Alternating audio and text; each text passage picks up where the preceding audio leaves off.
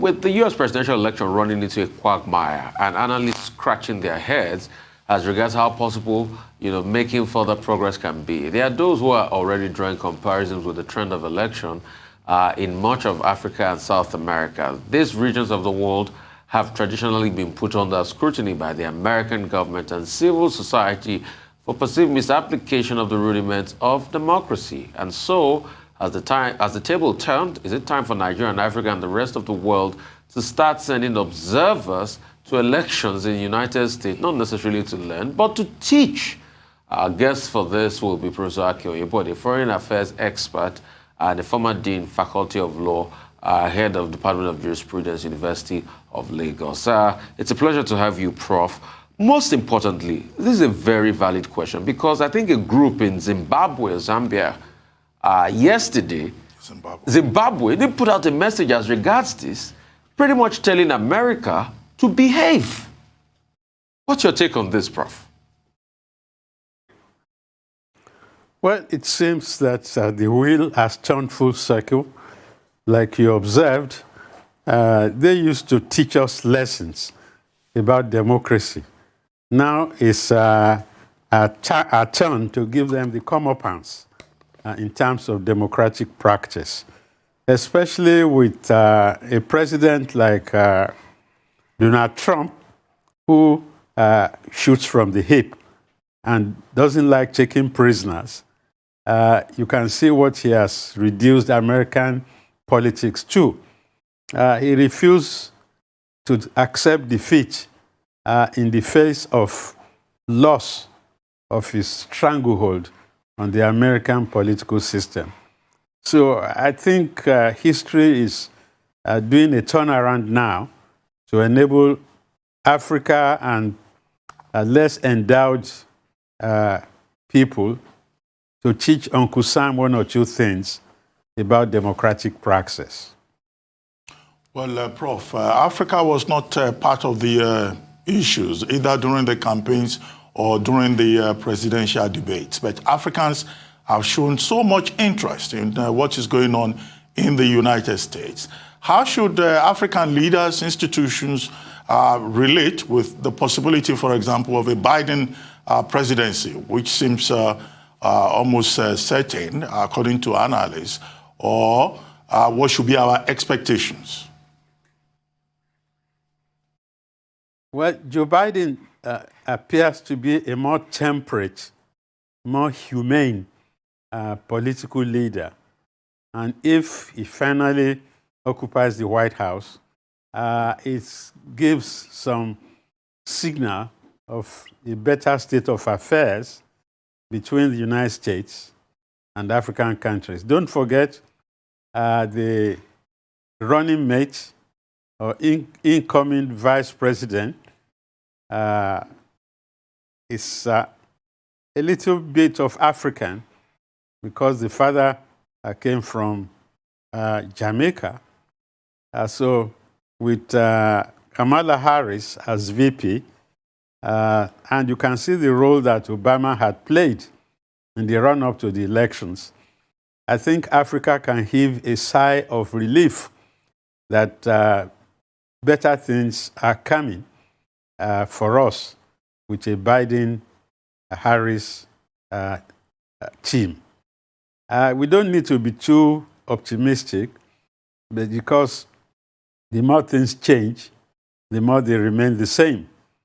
As I said, we have to put on our thinking cap as the largest concentration of black people in the world in order to rejig our foreign policy.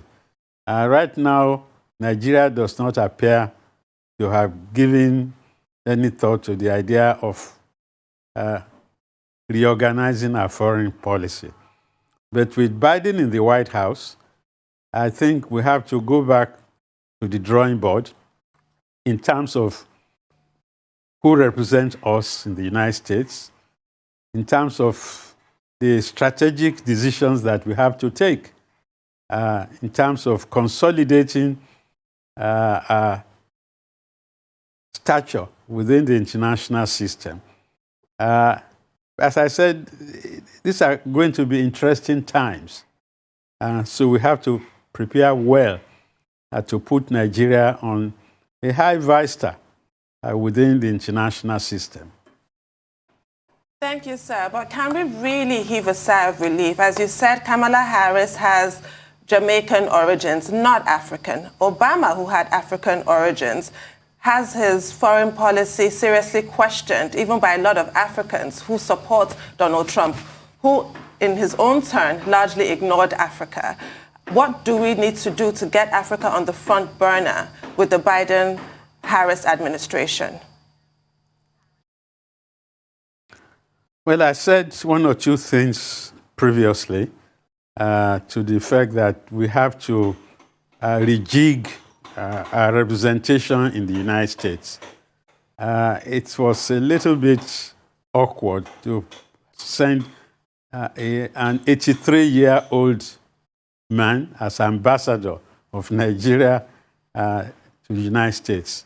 I think his tenure is over now. So we need more vibrant, more intellectually endowed and agile foreign policy decision makers. We have a good foreign minister, but I'm saying the apparatus of decision making has to be reviewed. I agree with your observation that Obama, even though he's half Kenyan, even when he came to Africa, he bypassed Nigeria. And I was on air then saying that coming to Africa without coming to Nigeria is a missed opportunity, because really you can't ignore the nuisance value of the world's largest black nation. But Kamala Harris, because of how she came into being, your statement about being Jamaican, everybody knows that most Jamaicans historically came from Nigeria. That's why some of us were worried when Usain Bolt was breaking records and Nigeria could not have a sprinter to rise up to the occasion. So she recognizes the black blood in her system. And I think as a woman, she will be amenable to diplomatic endeavors by Nigeria to at least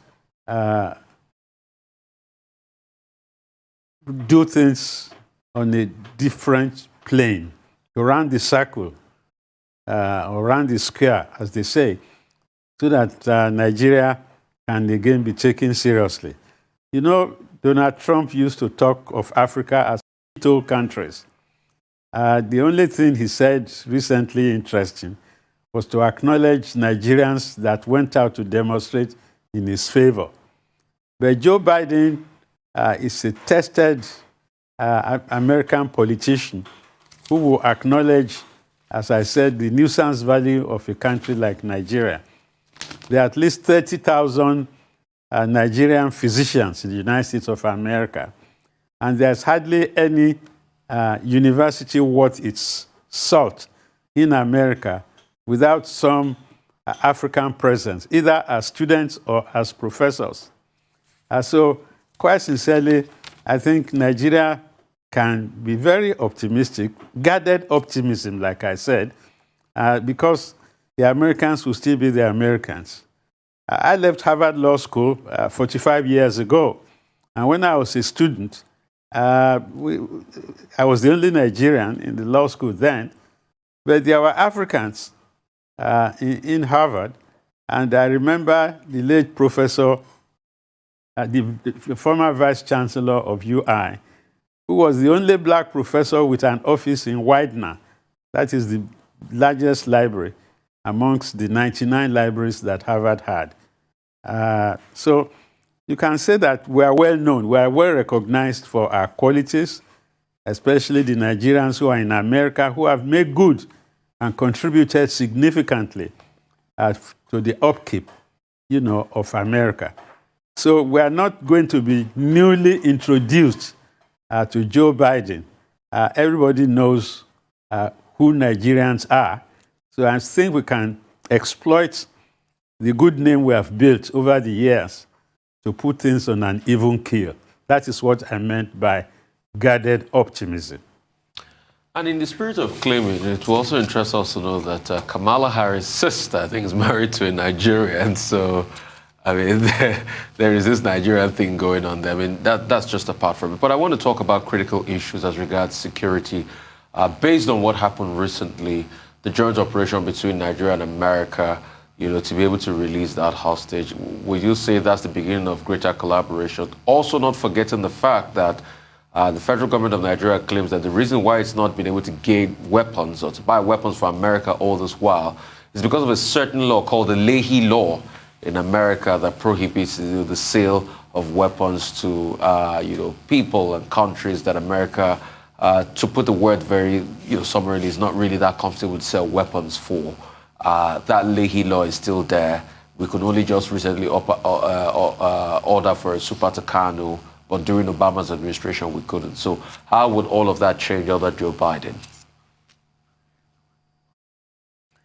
Well, my hunch is that Nigeria will be able to get the armaments it requires to successfully prosecute the war against Boko Haram. I know there was a deal on Apache helicopters which fell through because of the Leahy Law, like you said.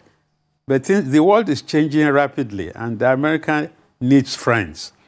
What they did in northern Nigeria, which Donald Trump appropriated because he took credit for it by announcing during the campaigns that his troops have carried out a spectacular rescue mission. He did not want to agree or own up to the contribution by Nigerian forces. It reminded me of Obama's plot to eliminate Osama bin Laden, because the Pakistanis were not very happy. But because of the strategic relationship between Pakistan and the United States, they couldn't raise any hue and cry. But in Africa, Nigeria is the dominant power, economic power, believe it or not, warts and all. So we can exercise tremendous influence, as I said, in balancing the equation. So my hunch is that Nigeria will be able to acquire whatever armaments that it requires under Joe Biden. And, there was a relationship between President Buhari and Donald Trump. So I think Nigerian diplomacy has to be retooled to respond to the unfolding scenario within the United States. That's just my speculative analysis right now. Well, Prof, President Trump and also his Republican supporters, they've been saying that they will go to court. Already, lawyers are already preparing papers, and there are about 300 suits in different parts of the U.S. But the big fear is that when the matter goes all the way to the Supreme Court of the United States, that with the balance, the ideological weighting of that particular Supreme Court favoring the Republicans, it's likely that President Trump will force his way to remain in office through the Supreme Court. Is that how the U.S. system works? Because I hear the view that, look, this election is so African that President Trump may just do an African magic and get in there through the Supreme Court. Well, that's most unlikely. I remember that the new justice of the Supreme Court was questioned whether she was going to recuse herself in the event that the elections came to court. Now, she will be hard put to be vociferous in support of her benefactor.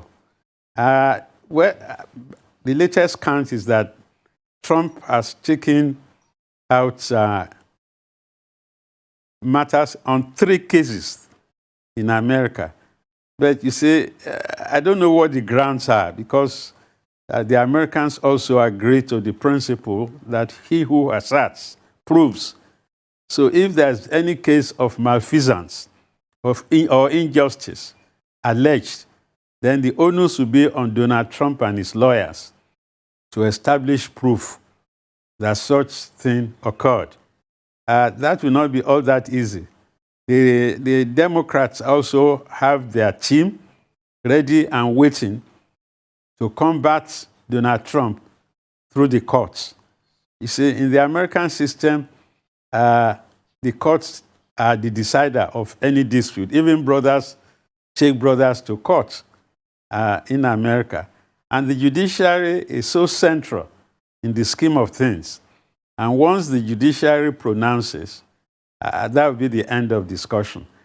What we are talking about, the change in the balance of forces in the Supreme Court of the United States, with the conservative now having a majority, will relate to things like Roe and Wade, the right to abortion, and will relate possibly to other things that the Republicans might be interested in. But let's wait and see, because if Biden becomes the president, then Biden might do something about even the composition of the Supreme Court by enlarging its composition. And like they say there, by packing the enlarged Supreme Court with Democrat-leaning judges. So I think the jury is still out on how the Supreme Court will react, because I suspect that the Supreme Court will not cut its nose to spite its face. Right now, as we speak, the Republicans, pro-Trump supporters, have brought guns to surround the premises where the Arizona votes are being counted. That is a very terrible development in the scheme of things. I don't think America would descend into civil war over a presidential election. But taking into account the threats and boasts of Donald Trump that he will not surrender power if the election is Prof, sorry rigged, to interrupt you on that point, Prof. Yeah. We need to take a quick report. At the moment, Governor Nasir El-Rufai is meeting with the Lagos State Governor Babajide Sanwo-Olu at the State House, Marina. His visit is from a moral support for the Lagos State Governor, whose state experienced huge destruction of properties and businesses from the aftermath of the NSAS protests. Solidarity visit there. Well, welcome back, Prof. Thank you for staying with us. We just needed to take that report quickly. But you were talking about you not seeing the possibility of the United States descending into a civil war on account of this election. Even if you also said in Phoenix, Arizona, demonstrators are surrounding the, as we call it in Nigeria, the collation center. Please, if you may. Yes, indeed.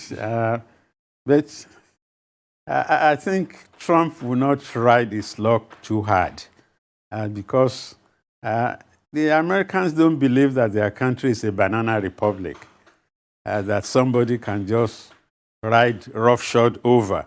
I think the American system is sufficiently resilient to withstand the strains and stresses of even a Donald Trump. You remember Trump used to say if he shot somebody at Times Square in New York, nothing will happen.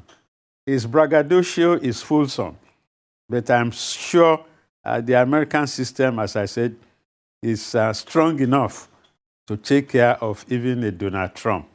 So I see that at the end of the day, he is going to get out of the White House. Joe Biden was saying he should be packing his bags to go back home. I think he must have different scenarios in terms of the options, okay? His plan B, of course, will be to leave, but he's a guy who is a braggart, and I'm sure when push comes to shove, he will do what is right. Let's hope so, because he is determined to really test the strength of every single institution that exists in America. What are your thoughts, talking about institutions, on the Electoral College, whether or not it ought to be abolished, as has been proposed numerous times over the years, or reformed to the Maine and Nebraska model, whereby they don't have a winner-takes-all approach? Because you know that with the rest of the 48 states, even if the winner emerges just by 1% or less than 1%, they get every single electoral vote. Maine and Nebraska do it proportionally. Should it be abolished or reformed or maintained? Well, it is not for me to tell the Americans how to organize themselves. It's an American tradition, the system of weighted votes, in order to have an electoral college. You remember Hillary Clinton won majority votes by over 3 million votes, but she lost the count at the Electoral College. And of course, the Democrats did not like it. This time round, the shoe is on the other leg. So I think they will not, Americans would not want to change their system. It's a unique system within the Western political tradition. And so you just have to live with it and do your homework in what you call important or key states in order to carry the day. It's like, as I said, it's a weighted voting system so that there is no tyranny of the majority. You have to balance the votes against the states. And you know, a state like Hawaii has maybe 2 seats, whereas the contentious issue in Pennsylvania is because there are 20 seats. And if Biden gets Pennsylvania, that's the end of discussion. And so there are pros and cons, good and bad. So, but I don't think if you do a plebiscite in America today, majority of Americans will vote to change the system. So I think they are used to it. I have a follow-up question, bearing your response in mind. Do you think we need something similar in the Nigerian context? Because according to Winston Churchill, the best argument against democracy is a 5-minute conversation with the average voter. People like Churchill and the drafters of the American Constitution believe that a democracy is too important to be placed in the hands of your everyday, mostly illiterate population. What are your thoughts on that in Nigeria? No, that's very elitist. The people are in charge of their destinies. So I still believe that the people should have their say. And once the people have spoken, then the political leaders should adjust accordingly. Now, Nigeria has something similar in terms of the majority of votes in at least a quarter of the states. So we have a balancing structure so that it's not just straight majority. Your votes must carry 2/3 of the votes cast in at least 3/4 of the states. So that's a measure to balance the votes against spread, what you call popular spread in Nigeria. Forget the case of 12 2/3 by the late Richard Akinjide. But I'm saying that every political system will devise the ways and means of ensuring that the will of the majority is served. That system at least serves America right. And so all we need to do is to continue developing our own electoral system in order to ensure the survival of the democratic process, but not to copy hook, line, sinker what the Americans have. We are not Americans. We are Nigerians. And Nigerians too have the right to go to heaven the way they want. Right. Okay. Well, thank you very much, Prof. Thank you for joining us this morning on The Morning Show.